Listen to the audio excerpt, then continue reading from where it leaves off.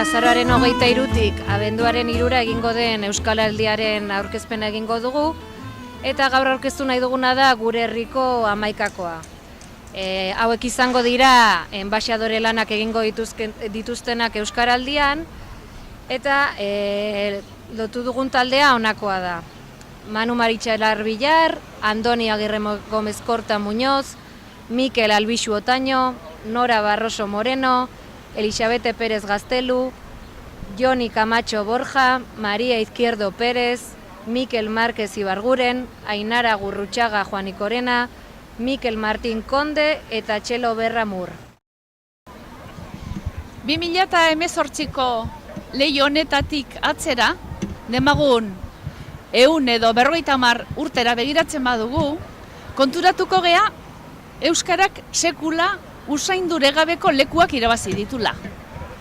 100 urte dira, hain zuzen ere, Euskaltzaindia sortu zela eusko ikaskuntzaren besotik helduta.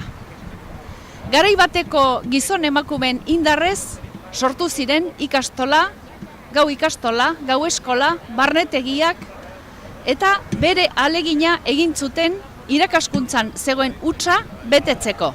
Euskaldun berriak izendatzen genituenak sortu eta euskeraz etxean ikasia zuten euskaldun zahar gazte nahi zaharrek euskaraz alfabetatzeko.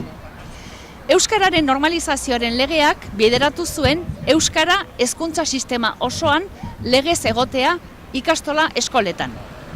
Unibertsitatera ere iritsi zen euskara, euskaldunen ahobelarriak eta eskubegiak zirela medio.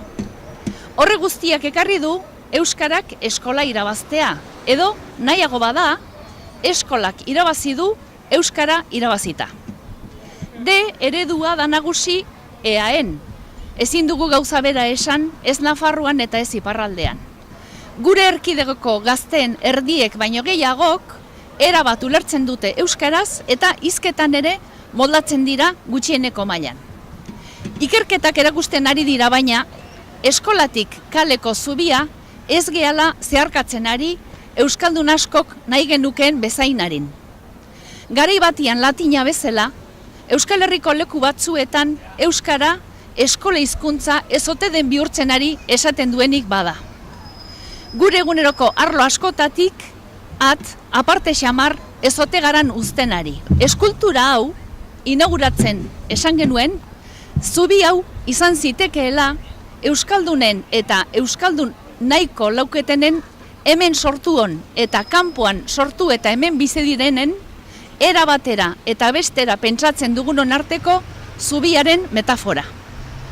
Euskaraldia izan daiteke Mitxelenaren hitzen itzaleko zubi zabal honetako haziberria gure artean loratzen hasteko txinparta. Jakite hutsagatik jakitea plazera izan daiteke, baina are plazer handiagoa lortuko dugu dakigun horri modu bateko edo besteko etekina ateratzen badiogu. Mugari gabeko 11 egunez presta ditzagun egunero gure belarriak eta biziarazi gure mihi ahoak. Ahaztu lotxaz euskaraz hitz egiteko eta findu belarriak euskaraz entzuteko. Ahoaren eta belarrien arteko zubilanak merezi du. Gomidatuta zaudete. Aho biziek euskaraz dakiten orori euskaraz hitz egingo diote beti, eta belarri prestak euskaraz dakien horri euskaraz egitera gonbidatuko dio, berak nahi duen hizkuntzan hitz eginda. Ariketa kolektibo honetan, herriko belarri prestak askatu, indartu eta balorean jarri nahi ditugu. Hauek baitira, aho biziei euskaraz bizitzen ahalbidetuko dietenak. Beraz, Euskaraldia 2018an 11 egunez gure ingurune naturalean euskaraz egiteko martxan jarri dugun ariketa da. Euskara erabiltzeko gune abegikor, eroso eta natural berriak eraikitzeko egiten dugu.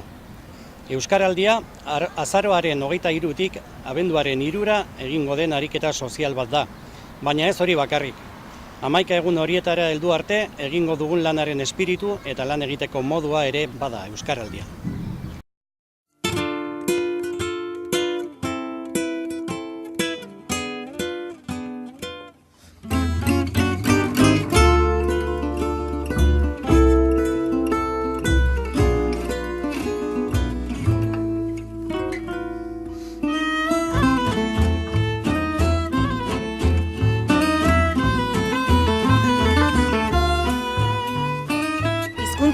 beste moduan bizitzen laguntzen duelako.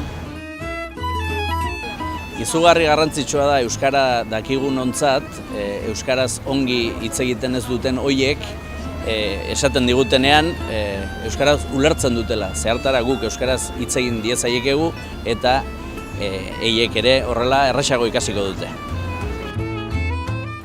Bueno, para mí es un placer formar parte de este proyecto porque me encanta y me siento orgulloso de entender el euskera, aunque no lo sepa hablar.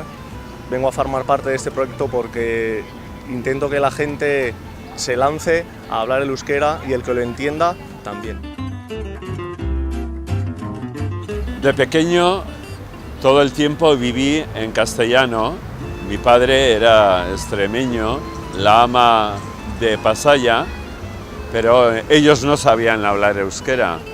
Baina nik oraintzen bertan eta aurrean nahiago dut gurasoaren bilobak euskarak bizitzeko. Euskararen alde egin behar dugulako, azken finean borrokan jarraitu behar dugu eta hori gogoratzea oso ondo datorkigu olako ekintzak aurrera eramaten direnean. Bai euskara dakigunok oraindik eta gehiago erabiltzeko akuilu bezala eta ikasten ari direnak ikusteko beroiekin ere bat egiten dugu.